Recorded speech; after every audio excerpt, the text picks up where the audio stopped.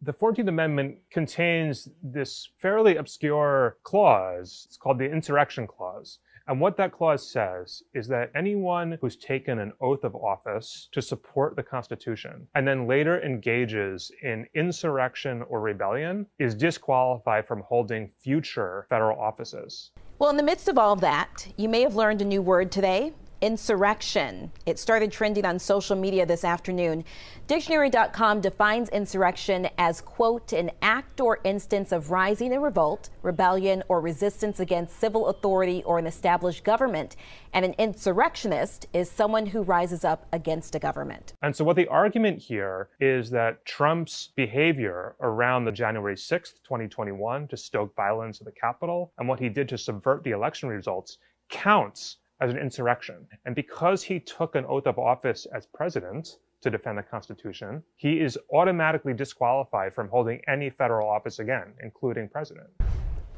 We are back with a lot of breaking news right now at 4:30, and we'll start with this. Former President Donald Trump now barred from being on the primary ballot next year in the GOP primary. The state Supreme Court making that ruling just a few moments ago. And breaking news, the Colorado Supreme Court has declared Donald Trump ineligible for presidency under Constitution's Insurrection Clause. The decision from a court whose justices were all appointed by Democratic governors marks the first time in history that Section 3 of the 14th Amendment has been used to disqualify a presidential candidate.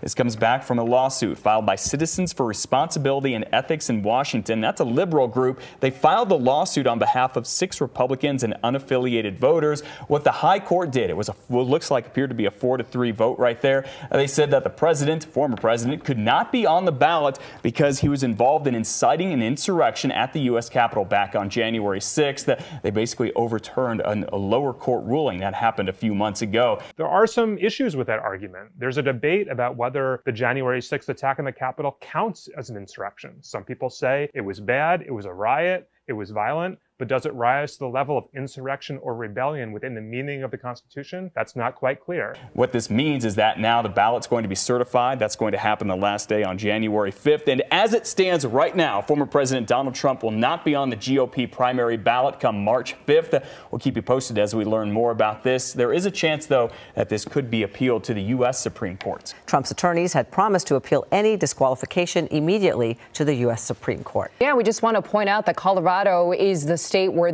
we have seen this happen for the first time. There have been 3 similar cases involving former President Trump and an attempt to keep him off of the primary ballots. And so far, other cases have ruled in Trump's favor, and he has stayed on the ballots. That includes Michigan and Minnesota as well. So Colorado now becomes the first state in the country where the Supreme Court has ruled that the former president should not appear in the 2024 ballot, ruling him ineligible. No court has ruled that the 14th Amendment does disqualify Trump from running for office. It's very possible that the question could come up to the Supreme Court, and the Supreme Court may have the final word.